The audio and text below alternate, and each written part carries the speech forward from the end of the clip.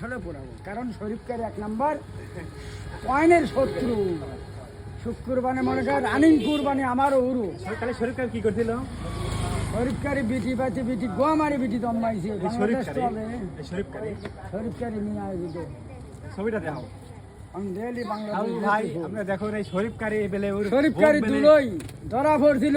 তোর বক কি করছিল? শুকুর কবরেদের বাদ হ্যাঁ কও। একটা বিটি পাতিয়া দুটি বিটির যারা দুধি হাত দিছে, মানে এটা তো চাটে আর একটা চাট দিছে। ধরা পড়িয়া এটার নাম তুনু। শরীফকারি দৌড়িয়া পাইলিং গাছ ছিল ছালপাল দিয়া শরীফকার ধরা পড়ছিল কোনে? দুলাই দুলাই দুলাই কার বাড়ি? শুকুর কবরেদের বাড়ি। শুকুর কবিরাজের।